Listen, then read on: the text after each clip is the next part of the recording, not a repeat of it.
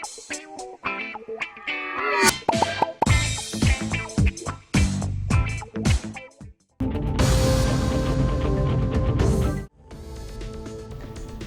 कश्मीर के साबिक गवर्नर सत्यपाल मलिक के दोनों गुर्दे हुए फेल, करीबी लोगों ने की तस्दीक। जम्मू कश्मीर के साबिक गवर्नर सत्यपाल मलिक की तबीयत बिगड़ गई और वो दिल्ली के एक अस्पताल में जेर इलाज हैं। गुज़िश्ता रोज़ ही CBI ने सत्यपाल मलिक और दीगर 6 के खिलाफ बदनवानी के मामले में चार्जशीट दाखिल की है।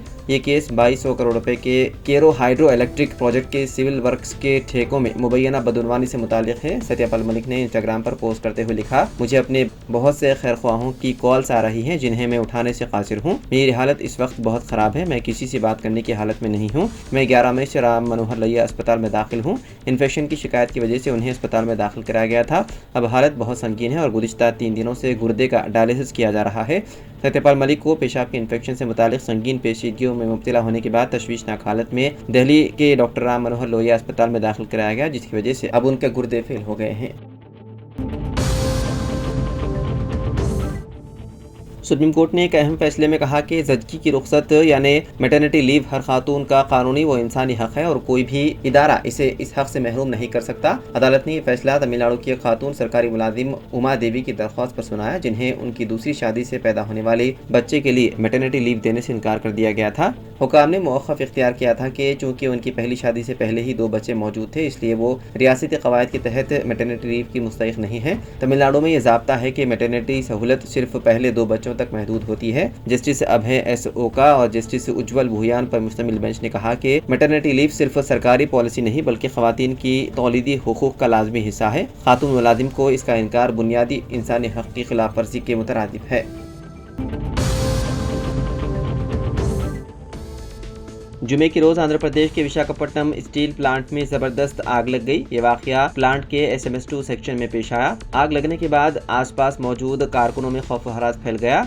इस वाक़े के वक्त यूनिट से कशीफ धुआं उठने लगा और शदीद आग के शोले दिखाई दिए, जिससे फौरी तौर पर हंगामी रद्द-ए-अमल सामने आया। इत्तला मिलते ही फायर फाइटर्स ने जाए वक़ू पर पहुंचकर आग बुझाने के लिए कड़ी मशक्क़त की। आग लगने की वजह ताहाल मालूम नहीं हो सकी। अभी तक इस वाक़े में किसी जानी नुकसान की इत्तला नहीं है। मुकामी हुक्काम मसरूफ़ तहक़ीक़ात है।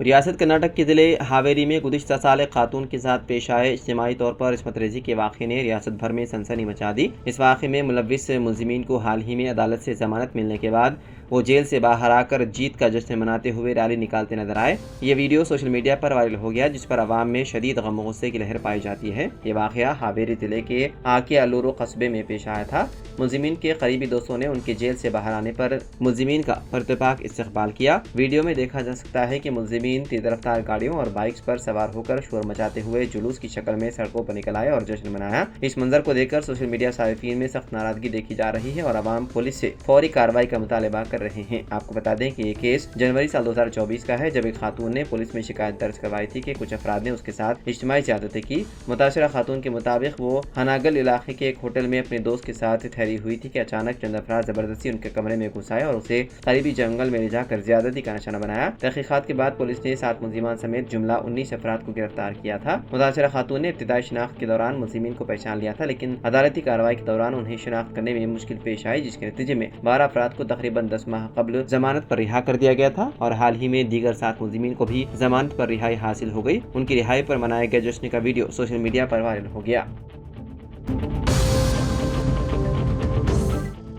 साइबर क्राइम पुलिस ने आंध्र प्रदेश के जिले श्रीकाकुलम से एक नौजवान को गिरफ्तार कर लिया, जो खुद को वजीर आला रेवंत रेड्डी का पर्सनल सेक्रेटरी और OSD जाहिर करके अवाम को धोखा दे रहा था। साइबर क्राइम डिप्टी कमिश्नर धारा कविता के मुताबिक आंध्र प्रदेश के जिले श्रीकाकुलम के रहने वाले साबिक क्रिकेटर नागराजू, जिनकी उम्र 32 साल बताई गई है, ने तेलंगाना वजीर आला रेवंत रेड्डी OSD@gmail.com के नाम से नकली ईमेल का अकाउंट बनाया। वो खुद को तेलंगाना के चीफ मिनिस्टर का सेक्रेटरी और ऑफिसर ऑन स्पेशल ड्यूटी जाहिर कर रहा था। नागराजू पर तेलंगाना में 13 और आंध्र प्रदेश में 16 मुकदमा दर्ज हैं। नागराजू मुख्तलिफ मशहूर सनतकारों और कंपनियों को ईमेल्स और व्हाट्सएप पैगाम भेजकर माली मदद का मुतालबा कर रहा था। इस मामले का इल्म होने पर उसके खिलाफ साइबर क्राइम पुलिस से शिकायत की गई। हैदराबाद साइबर पुलिस ने तकनीकी शवाहिद की मदद से आंध्र प्रदेश से उसको गिरफ्तार कर लिया और अदालत के अहकाम पर उसे रिमांड पर भेज दिया। मारूफ फूड डिलीवरी प्लेटफॉर्म जोमेटो ने सारिफीन को एक और झटका दिया है। नुकसान को कम करने की कोशिश के तौर पर कंपनी ने नई फीस आयद करनी शुरू की है। अब से फासले के हिसाब से लॉन्ग डिस्टेंस सर्विस फीस ली जाएगी, यानी अगर आप किसी दूर दराज होटल या रेस्टोरेंट से खाने का ऑर्डर देते हैं तो आपको इजाफी चार्ज अदा करना होगा। 4 किलोमीटर से ज्यादा फासले पर वाक़ रेस्टोरेंट से ऑर्डर करने पर जोमेटो को नई लॉन्ग डिस्टेंस सर्विस फीस लागू होगी। अगर रेस्टोरेंट और डिलीवरी पते के दरमियान फासला 4 से 6 किलोमीटर है और ऑर्डर की कीमत 150 रुपए से ज्यादा है तो सारिफ से 15 रुपए फीस ली जाएगी, और अगर फासला 6 किलोमीटर से ज्यादा है तो ऑर्डर की कीमत से कतई नजर शहर के हिसाब से 25 से 35 रुपए सर्विस फीस आयद की जाएगी।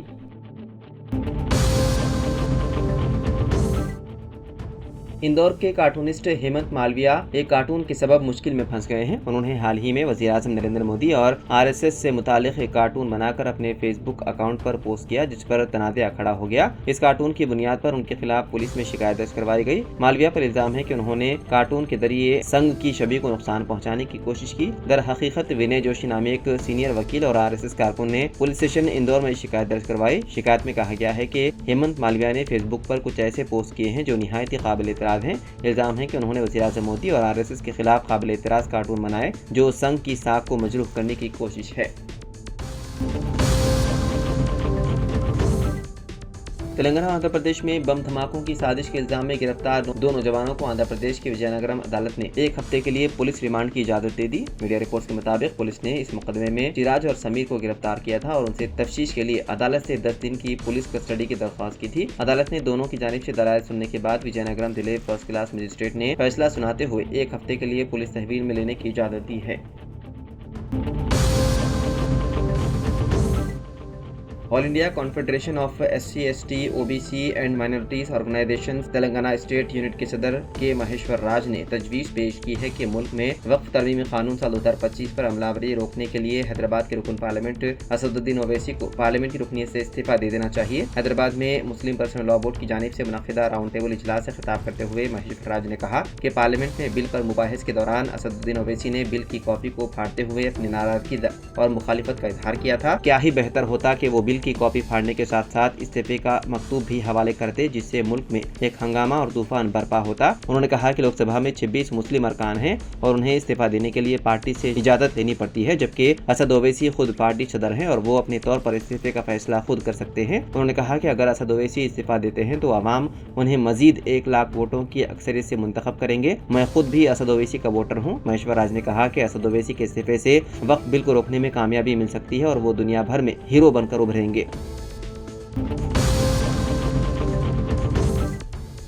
शमशाबाद एयरपोर्ट से भुवनेश्वर जाने वाली इंडिगो फ्लाइट में खातून मुसाफिर ने हंगामा खड़ा कर दिया। इत्तलात के मुताबिक दौरान परवाज रवानगी से कबल खातून ने इमरजेंसी दरवाजा खोलने की कोशिश की, जिस पर एयरलाइन के अमले ने फौरी तौर पर मुदाखलत करते हुए उसे ऐसा करने से रोक दिया और बादना खातून को पुलिस के हवाले कर दिया। तफसीलात के मुताबिक ये वाक़या उस वक्त पेश आया जब इंडिगो फ्लाइट शमशाबाद एयरपोर्ट से भुवनेश्वर रवाना होने के लिए रनवे की जानिब जा रही थी। इसी दौरान कर्नाटक से ताल्लुक रखने वाली खातून मुसाफिर ने अचानक इमरजेंसी डोर खोलने की कोशिश की। अमले ने फौरी तौर पर सूरत हाल पर काबू पाया, लेकिन खातून अमले के साथ झगड़ा करने लगी। इस दौरान पायलट ने फ्लाइट रोक दी और खातून को Rajiv Gandhi international airport police के हवाले कर दिया।